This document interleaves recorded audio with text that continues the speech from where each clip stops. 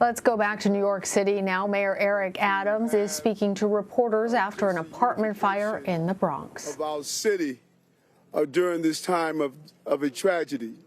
This is no longer a city or state where the governor and the mayor and elected officials and our firefighters, our police officers, our OEM, all of our entities. We are in the energy of when there is a crisis in this city or state, we are coming together. We are sending a loud message with the men and women of the clergy and the other officers in this city. We are in a moment where we're facing a multitude of crises at one time, and we won't succeed if we're not united.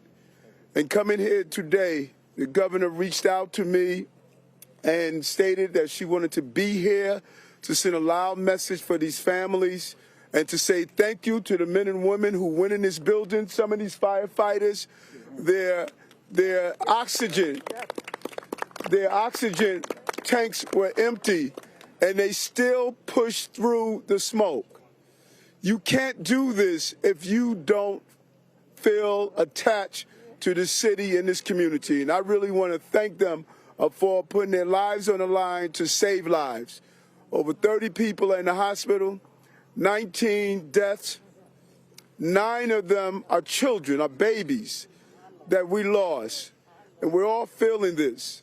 And we're going to be here for this community to help them navigate through this. Many of these young children went to schools. We will have a social and emotional support at their schools to help the classmates. We're here as well with the Red Cross and OEM is going to coordinate together to get housing and also some of the emergency needs that the people who experience this trauma experience. And it's so important that we have the faith-based leaders here. This was a large Muslim population. Sheikh Musa is here that knows many of the residents. They came from Gambia.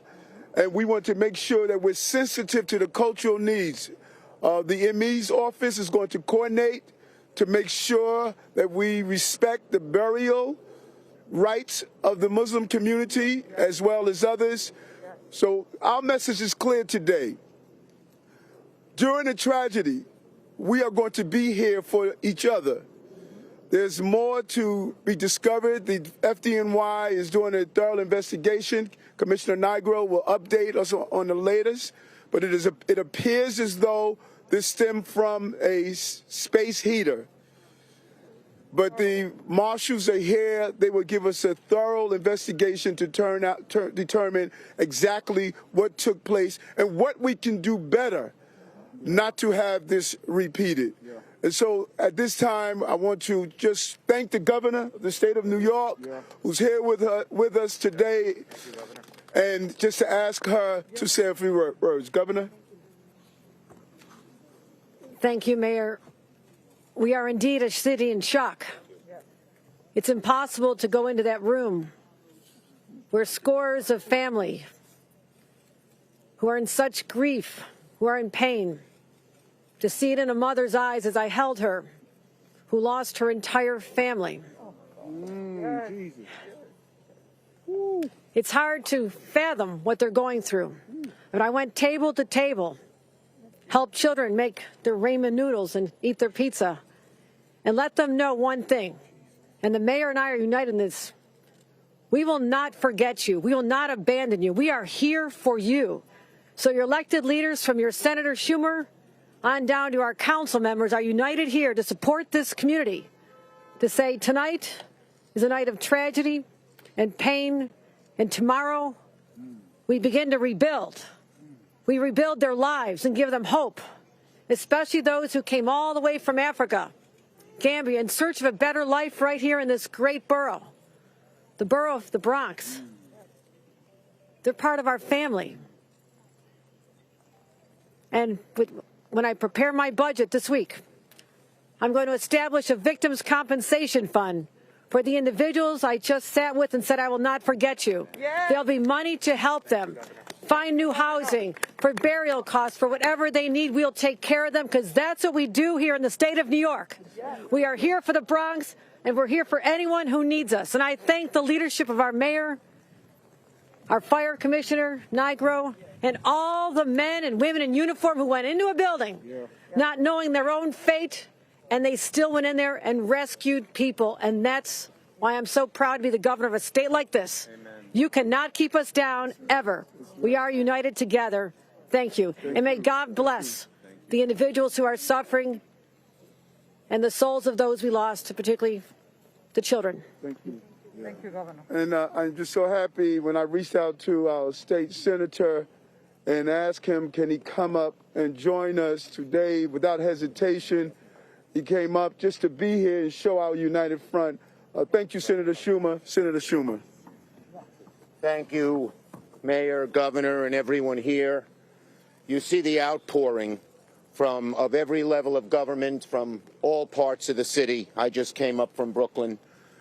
It is such a tragedy, thinking of children, thinking of families, thinking of so many people in this building, immigrants striving to climb that ladder up and their lives snuffed out. It's awful. I want to thank our firefighters. Unbelievable. They always rush to danger. They don't care. They don't worry about themselves. They just go in there. And they were here from all reports very, very quickly. We appreciate that. At the federal level, we'll do whatever we can. There is housing assistance. There is tax assistance. And maybe most important in this instance, immigration assistance so families can be united, because many of these families have come from overseas and need to be here. And I just pledge, and I saw my colleague from Congress, our Congress member, Richie Torres, we pledge to do whatever we can at the federal level. But New Yorkers are united in standing by. When there's a tragedy, we come together. That's right. We don't care about ideology. We don't care about race, creed, color, religion. We come together, we embrace one another, and we say we are for helping New Yorkers who need help. That's who we've been for the history of our city. And on this awful night, that doesn't change. Thank you. Thank you, you Mayor. so much, Senator. And I think the senator raised a good point. This is a heavy immigrant community, and we want to make sure Sheikh Musa let the residents know that if you need assistance, your names would not be turned over to ICE or any other institution.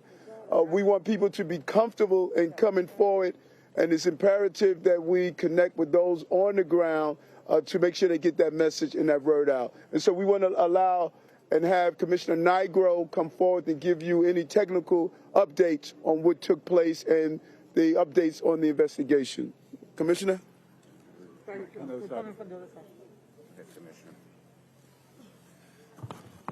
Thank you, Mayor. And let me just say that my entire department mourns along with the families here today and our entire city. We're all about saving lives, and the loss of one life is sad for us, much less 19 lives. As the mayor said, this fire began in an apartment that spans 2 floors on the 2nd and 3rd floor of the building. It started in a malfunctioning electric space heater. That was the cause of the fire. The fire consumed that apartment that is on 2 floors and part of the hallway. The door to that apartment, unfortunately, when the residents left, was left open. It did not close by itself. The smoke spread throughout the building, thus the tremendous loss of life and other people fighting for their lives right now in hospitals all over the Bronx. So we are investigating where everyone was found, how the smoke traveled, but certainly the marshals have determined through physical evidence and through firsthand accounts by the residents that this fire started in a bedroom in a portable electric heater. See if there's any questions that you can answer. Any questions that I can answer, we'll be happy to do that.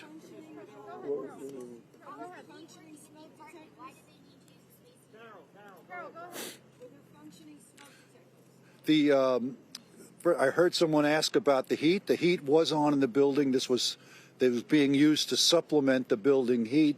There were smoke alarms throughout the building. The first call that came in was due to a neighbor hearing a smoke alarm and looking and seeing the smoke and calling.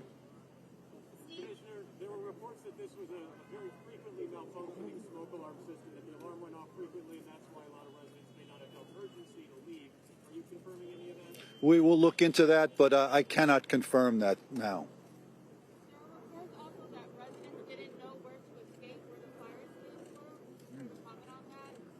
Well, on buildings like this, there are no fire escapes. There are interior stairways.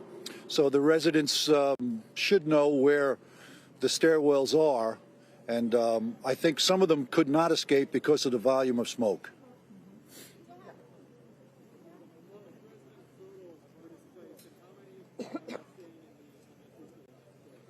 I can't give you the exact number right now. I believe there's 120 apartments in the building. There's a very large number of people right now who need a place to stay. Can you tell us anything about the children? What were their ages? The ones who passed away? I do not have that now. There are some people in the building now. Whether they will stay, we're not sure, but there's very few.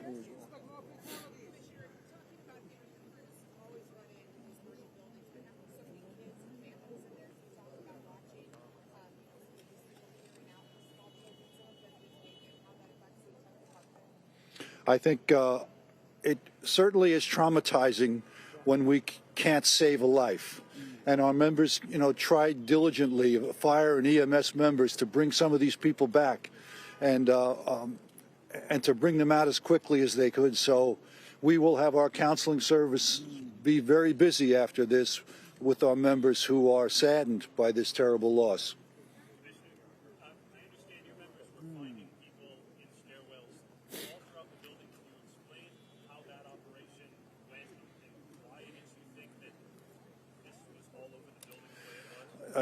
Well, as I said, the door was left open to the apartment. There was at least one door opened from the stairwell to a floor on one of the upper floors. Smoke and heat travel upward. That we know. That's what happened here. As the mayor said, it was a very difficult job for our members. Their air tanks contained a certain amount of air. They ran out of air, many of our members, and they continue working to try to get as many people out as they could. In terms of the shelter here at the middle school, where will these people be staying for the next few nights, and where will they be getting resources? Thank you. Thank you. We have our Deputy Commissioner of OEM that's here, that's going to give the update and Red Cross. Hi, I'm right here. Yes. I'm just short. Hello, I'm from Emergency Management. So we do have the Red Cross here. They were here very quickly. We're registering everyone that needs housing. They will be going into hotels for an extended period while we work it out, and it's safe for people to go back into the building. If people are ultimately not able to go back into their apartments, we will work with HPD, with the state, and other resources to get people the long-term housing that they need. Talk about your website also. Yeah. So we're coordinating the other responses. This is an active school, obviously, so we will be, when everybody is taken care of for the evening, we will be closing out of the school tonight and then going to another community facility nearby. We have set up a website on the emergency management website. We're in multiple languages where we are putting out all the information. I know there are some people that are concerned about their pets, and so we will work with the agencies on that. We are providing food. A lot of children go to the school next door and other schools. So depending on where they're staying tonight, we will get them transportation back to the school. We have set up a short code. People that are affected can text 181-STFIRE to 692-692, and they will receive messages in English, Spanish, and French on services that are available. The other thing is we have set up with the Police Department Missing Persons Unit, with 311, the Unidentified Victim Information System.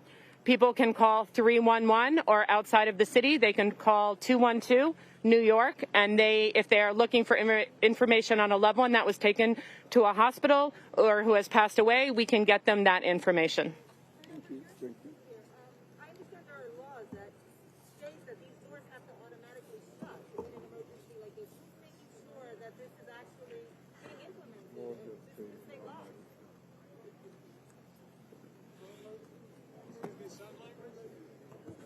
There are laws that are supposed to do that, and part of the investigation from the marshals would determine if this exactly took place here. But there are laws on that.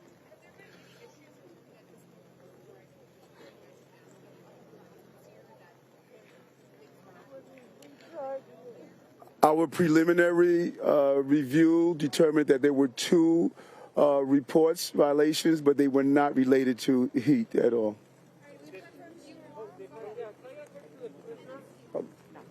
Hold on. Who did you pick? Okay, yes. Mm-hmm. My understanding was that all buildings above 6 stories would be fully fireproof. Can you talk a bit about that discrepancy at all? Yeah, we'll look into that. And this building was built in 1972. It was federally funded. It's potentially built under outside of the New York City Fire Code, which is why it might be listed as that.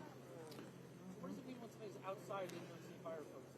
It's not Well, certain federal buildings can be built under different standards. But to be perfectly clear, the fire never extended beyond. The fire itself, other than getting in the hall because the door was open, never extended anywhere else in the building. So that was not a factor. Given the staffing challenges with Omicron and FDNY EMS, seeing any staffing challenges, and did that play any role in the response? It played absolutely no role. It's a challenge, but we've been able to, every one of our units is fully staffed, fire and EMS. Let's do one more so we get out of the rain. Commissioner. My question, any Pakistani family in the prison? I'm sorry? Any Pakistani family? We're not aware of that. Yeah, not aware of that. Listen, we just really want to thank our congressional delegation, the public advocate, our council members, our assembly person, our DA, our borough president, our controller. We're just seeing the symbol of the unification of this city come into this family and this community to let you know we are here and we're going to be here for you. Thank you very much.